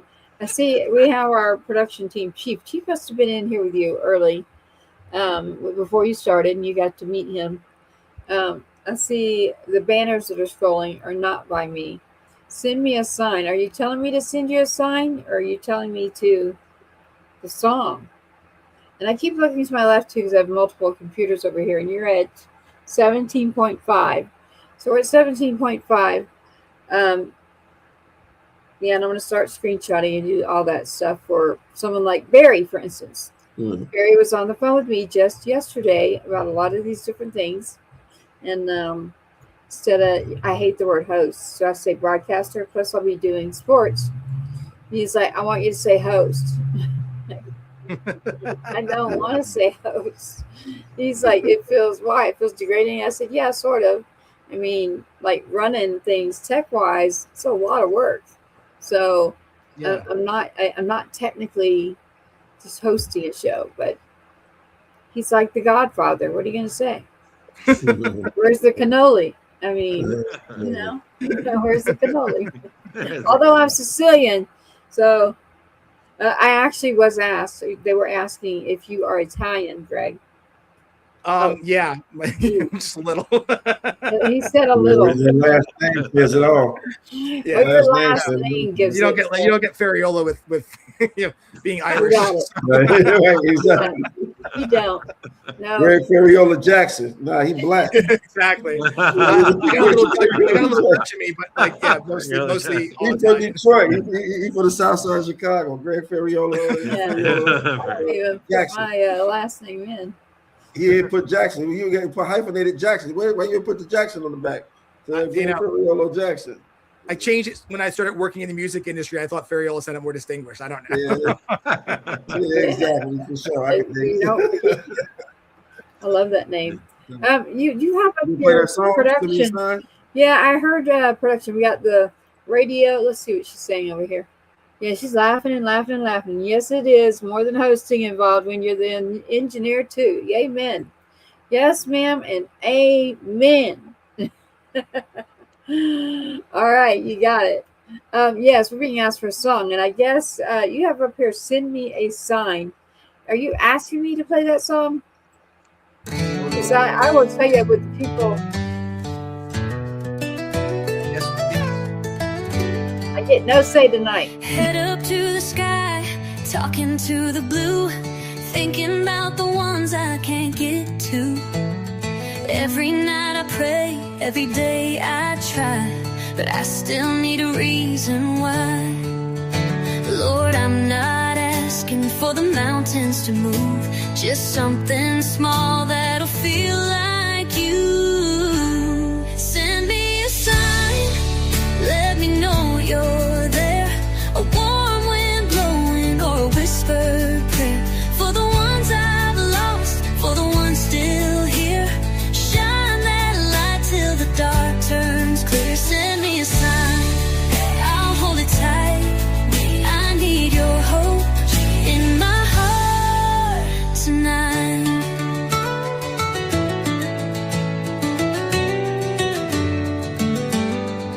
Seen a bird fly by on the hardest days.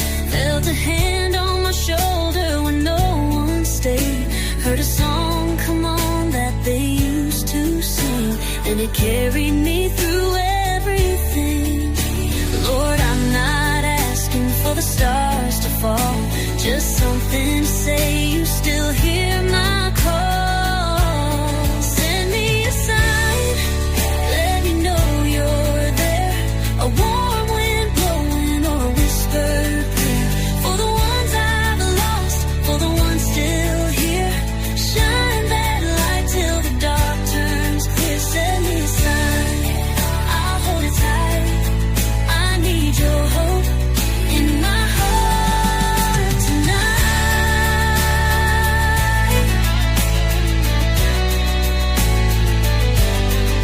Could be a rainbow, could be a dream, could be a voice in the in-between. Send me a sign, let me know you're there. A warm wind blowing or a whisper. Send me a sign, I'll hold it tight. I need your hope in my heart tonight.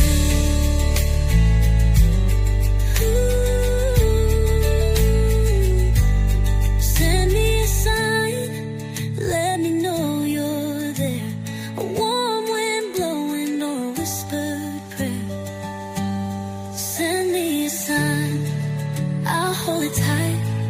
I need your hope in my heart tonight.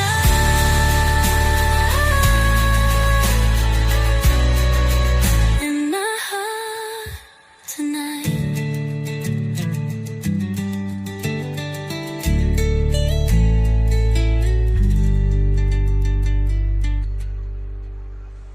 That is Send Me a Sign. And that was Chief behind the scenes decided that he was just going to pick a song and grab the song of Send Me a Sign. So, no. Thank you. For sure. I had said, no. I see your message there. So, copy. I do agree with you there, Greg. Mr. G. You've been winding down. Happy to keep chatting. Curious what it is that you would like to end on. And then in regards to I got one more question. Give a shout out to some of your artists. Who are you working with? Like some of the artists that you're affiliated with right now. That Oh my God, there's so many different people, and I don't want to offend anyone that I'm going to forget. So, I don't know. That's a loaded question. So it's hard. I work with a lot of great artists. Like one of the first artists I started coaching. Her name is Katie Henry. I always love giving a shout out to Katie. But in the Texas area, I coach an artist named Rav. She's one of my first artists I ever coached. Well was one of the ones from Springboard that I'm always one of my fondest people in the world. Loved working with them. And more recently, I've actually started getting more into the folk scene. So I'm working with a lot of great artists. I'm working with Levins and Elizabeth Burke and a bunch of other really great, talented musicians. And Aliza Hava is another one I met at Springboard, but also through some of the other stuff. So I can go on and on and on with the different artists that I'm coaching right now. And if I forgot anyone that's listening, I'm sorry, but like my brain is shot. I've been up since 6. No worries. So, but yeah, before you get out, man, tell us how. If I was an artist and I'm looking to connect with you, connect with Greg Ferraiolo, how would I do that? How would I get in contact with you? Yeah, I mean, first off, you want to call Ray at his home at any point in time during the day. Right? Exactly. I'm going to put his cell phone number out here now. That's a fact, because I'm going to definitely plug it up, Jack. I'm definitely going to tell him, man, you better call him. Yeah, you promote me better than I promote me. Again, my website's the best way to connect with me, musicianindycoalition.com. Or if you're interested in booking more shows and helping us with what we're doing at ConcertCollab, ConcertCollab.com is another place. I manage everything. You can also find us on social media at all the channels. Instagram is probably what I'm on most. So message us anywhere. I'm always happy to talk. And if anyone needs help with anything, reach out. I'm always available. For sure. Most definitely. And then as y'all were joking about giving out your number, that's a real deal thing. Again, if you want to check us out, look up anything Boots, Stars, Guitars, and then anything Tracy Two-Step. You can find Ray over there. He likes Instagram, IG. I'm technically never supposed to call out one name over the other. I love you all.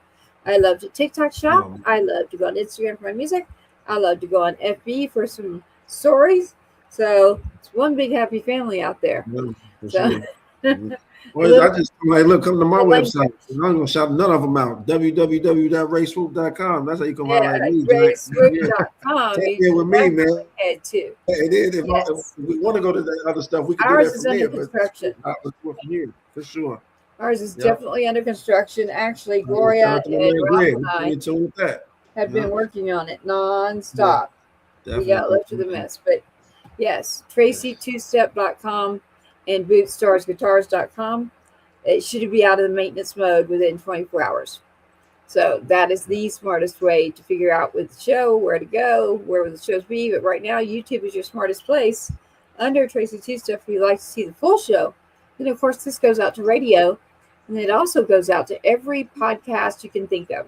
So no matter where you like to listen, you can go there and you can find Boots, Stars, Guitars, and know that that is the show you want to listen to. Right. So we're in multiple areas.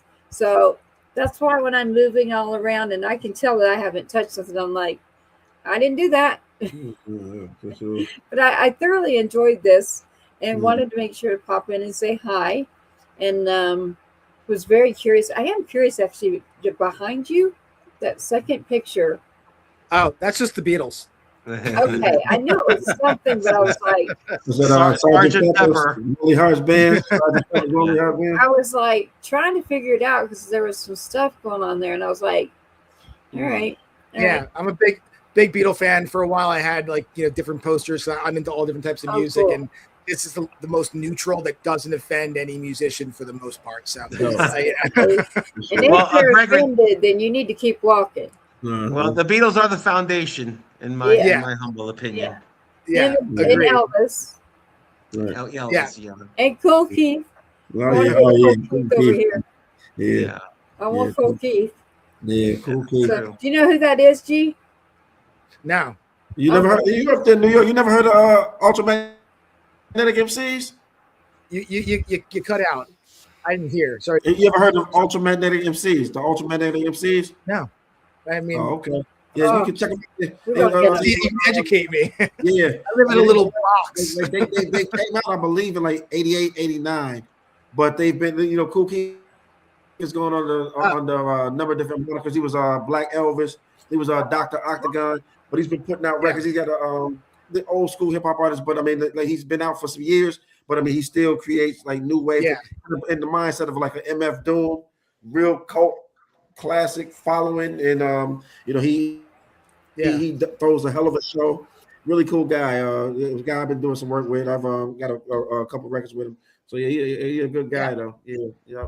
Ultra Mag. Sounds like worth checking out. Yeah, 88, Oh, 89. I literally was just a kid listening to the Beatles. For sure. My mom introduced me to them, and so that was it. And I didn't really start listening to like outside music probably until I got into like high school. And Right. then I got they legendary. Like Ultimate MCs are like hip hop legends. Like they legends in the hip hop arena. And Kool Keith was like the not necessarily front man, but he was the guy that was the attractive spirit when you know. He was the one that you kind of put your eyes on when they did their thing. But they all were dope. Said G, but they were all really dope. You find out why? Kool Keith, he's a good guy. Yeah. Thank you so much for coming on, bro. Great. No, we enjoyed having you.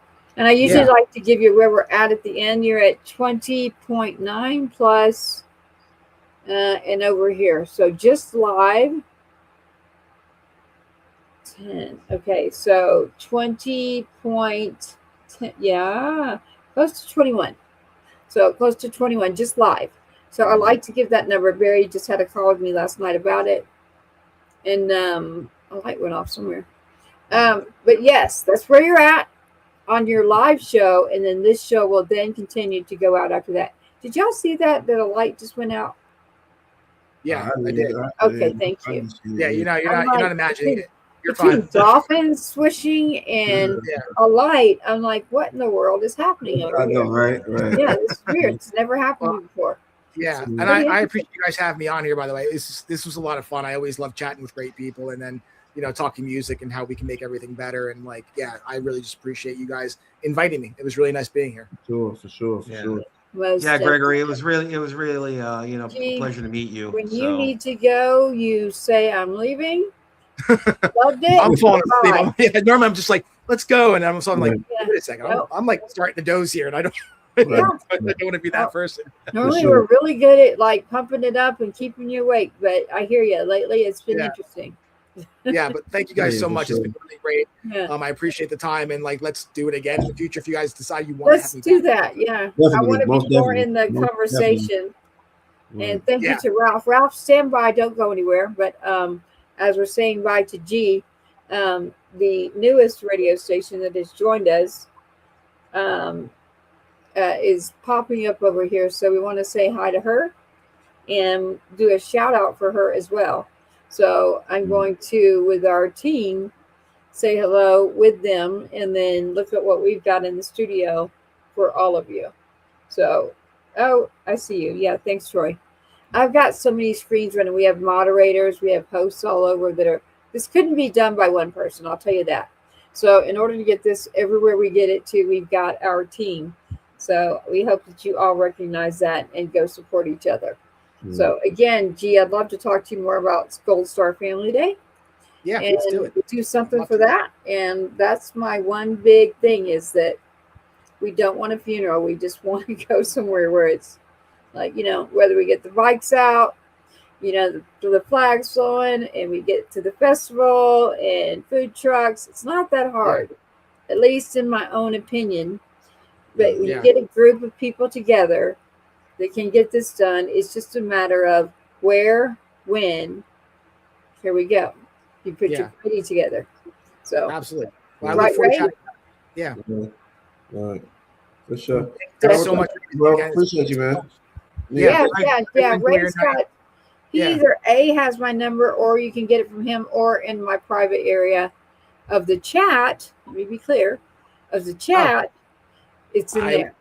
I grabbed it. We're good. Yeah. I got it there, but I'll also be talking with Ray, I'm sure, after this. So definitely. Yeah, thank you so much. Everyone enjoy the rest of their night. Thank you again for having me on. We'll be in touch hopefully in the near future. All right, Gregory. Looking forward to talking to you again, okay? All of us. Peace. Have a good evening, bro. Thank you. Thank you so much for your time. Thank all you. Right, Gregory. All right. Lock in with Musician Indie Coalition, man. I'm telling you. Lock in with that brother, man. What I don't understand, y'all are not muted because we're over here at like 23,000. But what happened? Because I sent you a text saying don't start because I was over here working on some of the tech stuff. And I just know he said he was rolling in, and next thing I know, he was rolled in. They played the song. They put the I told him, like, I just rapped with Tracy, and she said, "Don't start the show yet." Yeah, but, I mean, you know, hey, it is. It is. Yeah, You know, we needed the radio stations. We needed all these people to like plug in before it hit live, and I went, uh-oh. So I had to go like figure out what I was going to do. All that means is that, what are we at? We ended it at 1:39. That just means we've got like 20 minutes. Bad thing is it cuts it. But it's not. So I'm here with you right now, and I want to say to you that we are all live right here for you on the after show for the Beat and the Business, right here with Boots Stars Guitars with Ralph Miguel. He is with 100 Meter Scream and Sergeant Two-Step Foundation. Ray Swoope, 2 of the zeros. Well, you want zeros. 2 O's and the E at the end. Ray Swoope. I don't mind some zeros as long as it's. Like, I knew it. I knew when I said that. You should start saying that. Yeah. Start putting those zeros. Ray Swoope Jr. over here. Talking tonight, we were just finishing up with I called him G. That's from being around the other G too so much that it literally rubbed off on me. Great information, great advice. Can't wait to speak to him. He sounded very interested in the Gold Star Day, and we knew that he would that would appeal to him because he had been around 9/11. He had been around some things that he wanted to see some changes. And so when you find good people who have like-minded hearts, then you know who to talk to. And so Tracy, not to mention that, you know, when working for Nile Rodgers, who's, I mean, one of the biggest juggernauts in the music business, right. We also discovered Nile Rodgers also has the nonprofit foundation for, I think, We Are Family Foundation for the September 11th families that suffered the losses that day and stuff. So. And so I guess he was connected with that. So that, you know, everyone's connected with 9/11 and everyone, you know, I think I can definitely look that up along with our own foundation, you know, Sergeant Two-Step. And definitely looking forward to that September possible show that you're talking about. Maybe bring all that together. It's a national day, so National Day is what it is, and we'll make sure that we get that out information-wise and what we're planning to do. And I don't know where Chief is. Chief is part of the show, part of the production. Chief, we need you to go down to where the music is. It's interesting. So when someone gets in here and kind of takes control first, it's pulling me out of control. I want that song to play. It's interesting. So right now I can't even get to the area I'm trying to get. No, I don't want to play that song. I just want to get to these songs in general. And again, that won't ever happen again. I'll just get a hold of her and tell her that we will never ever start another show. We've never done it and we'll never do it again. It locks me out. So Ray, Swoope, Ralph Miguel, let's talk a little about what you got going on so I can figure out why this is not coming up. Well, so you go ahead, Ralph. What are we up? You know. Well, we're just, you know, we're getting ready to probably record an EP pretty soon. You know, so we're gonna have that sometime soon. We have actually a few of the songs already recorded, a couple of them. Mm-hmm. And yeah, looking forward to hopefully some future shows with the you know, with the foundation and yeah, and you know, so we want to be ready for that. Well, that's all good. Now I was able to get to where I wanted to go. So with what we have in here, I've got Ray, you, me. We should be able to get to that last time in here. I think I'm going to do Toxic Rain. It's edited. It's Silent Sounds. He's out of Chicago. So got to give props to him. I think that's what I'm going to do. And that is Silent with the CY. So CY. Silent Sounds. He's out in Chicago. And it's called Toxic Rain. Toxic rain, drop falling from the sky. Go around and find out why.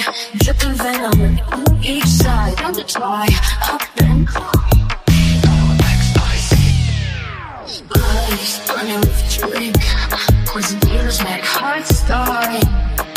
Walking shells on brink. World's ending in a blink. Like T-O-X-I-C. Money's coming down. Go out and find out why. See the ones where I found. Them spills on the ground. Mixing pain in every sound. From the sky, toxic. T-O-X-I-C. Rain my heart. I know what happens when we stick around. Felt some bark like twisted bricks. Loving hearts and toxic fits we make. Don't be scared like broken sticks. Venomous poison from the sky. Whisper truth, will live a lie. Fate's a cruel alibi. In this game, no one gets by. T-O-X-I-C. He's coming down. Go out and find out why. See the ones where I'm from. Venom fills on the ground. Mixing pain in every sound. Taken from the sky, toxic. T-O-X-I-C. Running a hole.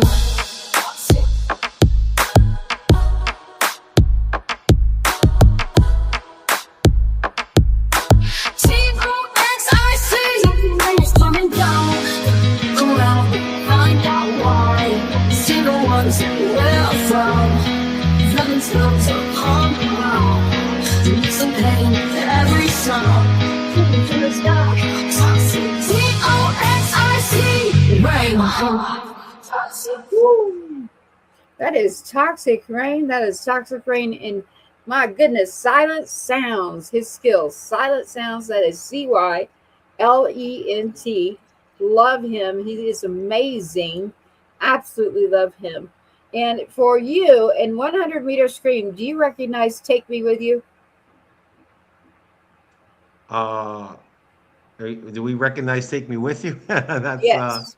yeah, that was one of our our big songs back in the day. But that Yeah, it previous is. song had that we just heard it had a unique arrangement. So a shout right. out to I think what's his Okay. name?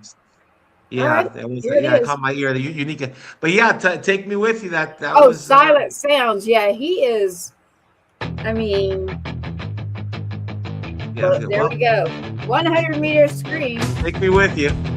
Take Me With You with Ralph Miguel.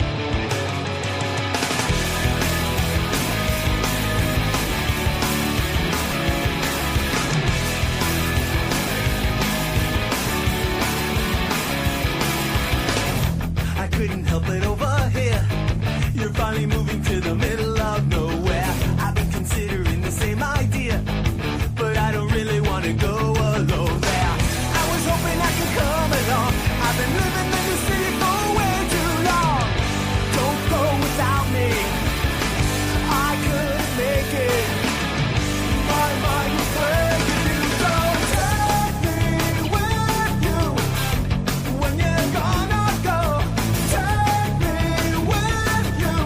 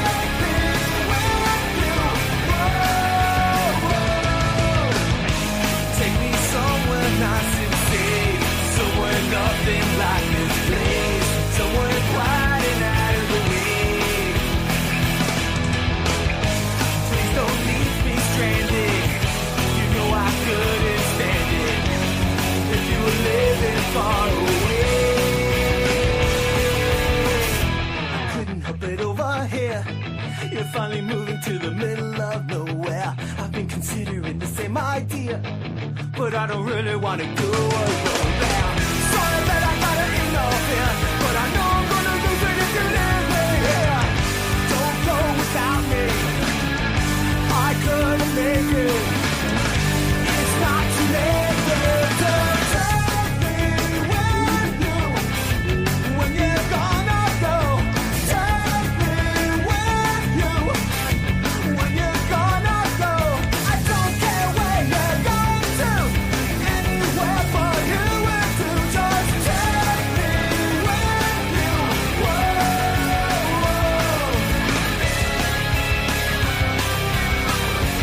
when you're gonna go. When you're gonna go.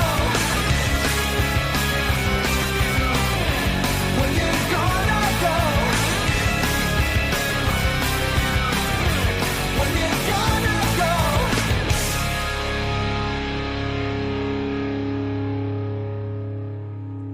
As we're moving right along here with Boots, Stars, Guitars with the beat and the business, Mr. Ray Swoope. Yo. We got Ralph Miguel over here tonight.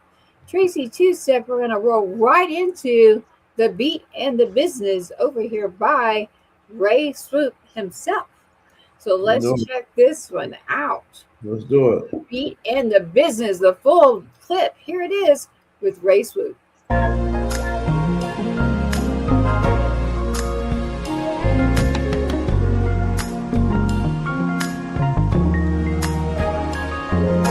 What is this?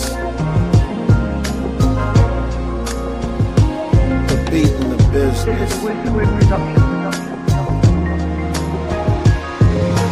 What is this? Are we talking the beat or the business? Cause if you independent, then really what is the difference? The trick is keeping the cash you make from all the big wigs. Why make all the art to give record execs the riches? It's senseless, trading away the craft for cash and riches, which is how the vision switches. Corporations convince us that it's just this. Convert something solid to something liquid. Losing yourself in something, not losing yourself within it. The consequences of giving, selling your soul while living, remaining as independent while making enough to spend it. The critics misrepresented, the artists think it's lamented. So even in well-intended, they sell it as inauthentic. The minute you lose the feeling, the credit, then soon diminishes. Culture is left to the vultures who just want to finish it, leaving the witnesses that visited to reminisce. If giving this away to make a way is what the mission is.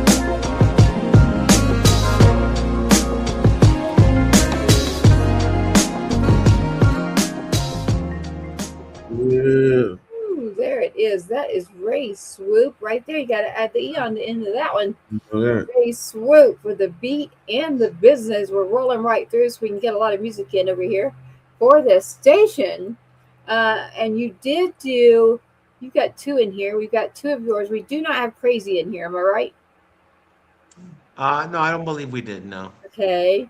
Well, I'll give you a twist.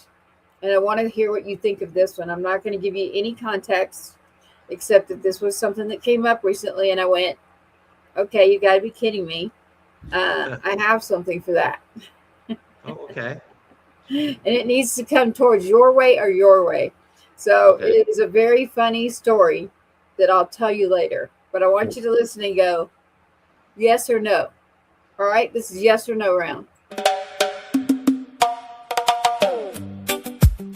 Thought it was Mountain Standard Time. Nah. Mary Jane time. MST, we don't check no time. Sun go down, we just unwind. Smoke in the air, stars align. Beach bar, living on Mary Jane time. Barefoot nights, neon glow. Cold drinks, sweat, nowhere to go. You said, ain't this mountain time? I said, nah, just this vibe of mine. MST, we don't check no time. Sun go down, we just unwind. Smoke in the air, stars align. Beach bar, living on Mary Jane time. You laugh, said, boy, you're high tonight. I said, maybe, but it feels just right. Lost my watch, don't need no sign. Out here running on Mary Jane time. MST, hey. MST, hey. Not the mountains, state of mind. Everybody on Mary Jane time.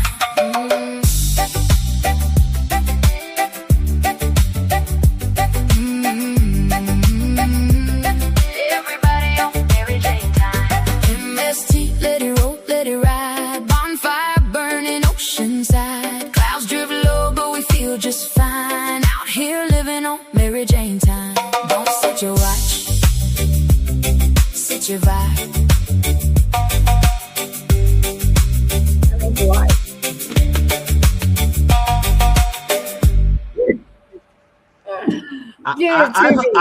I love it. I'll tell you this, Tracy. If I wrote a song like that, I would get in trouble. But you can get away with it. Why? Probably. Mary Jane time and all that. But that's great. I love that. Name. That's the name of a lady. Yeah, I mean, that's the type of time I'm on though. I like that time. That's the perfect time of the day. Like it? Yeah. Yeah, that's the perfect time of the day. That's the one that Brooke. She wants to do a show, and I said we're gonna call it Just Reach It. She's like the female Kenny Chesney and like the parrot head. I'm like, she's trying to figure out her name. I'm like, just go with Just Reach It. Get it, Ray? Just Reach It. With Brooke Graham. I like it. But I am unique. I'm not your typical like thinker. I'm not thinking of, I don't want to be like everybody else on purpose. Yeah. No offense. I just like for us all to be different. I really thought it was catchy, and you made it all work. So it's I mentioned it to you the other night that you have a great way of the rhyming scheme in the lyrical content and the fluidity. It's great. It's just another one. So yeah, I think that would be great for that. Well, I've got one for you really quick before we run out of time. I'm going to play really quick because Chief wants me to do it for you. And just for Chief, we will do it. It's called Raise It Up. Listen to this one and we'll be closing out.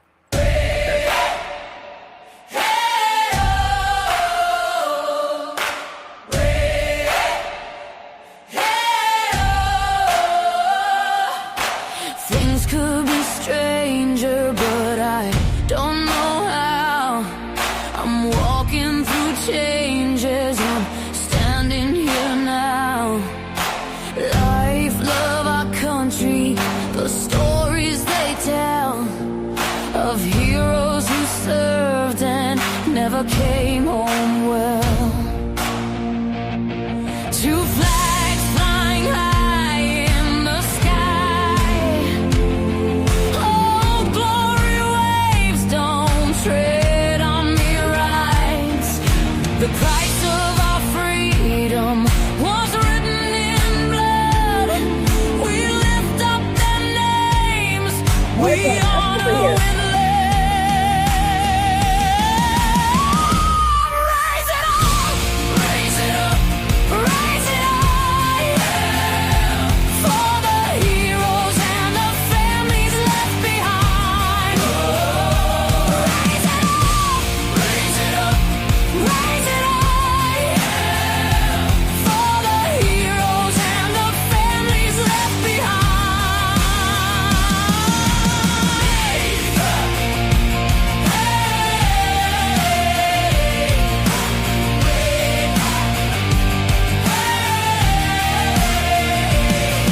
The silence it hits, but the village will stay. We'll carry their names, we'll light up the way. With honor and unity, freedom's not gone.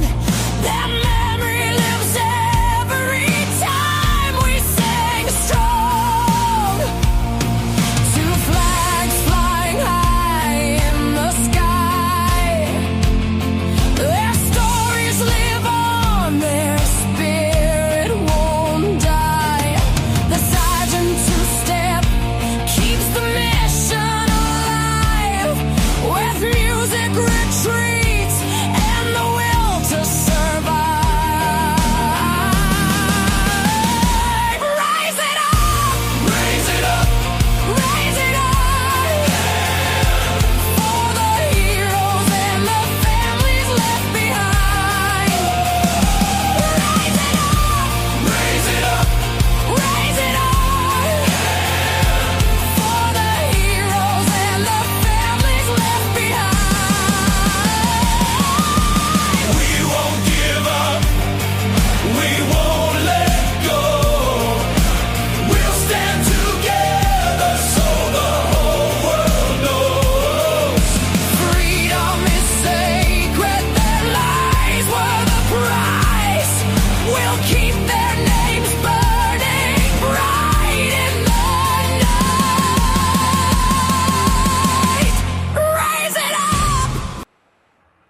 friends. You're here live with Tracy Two-Step, Ray Swoope, Ralph Miguel. We're going to wrap it up right now as we get down to the wire here on our show with our stations. We say thank you for tuning in.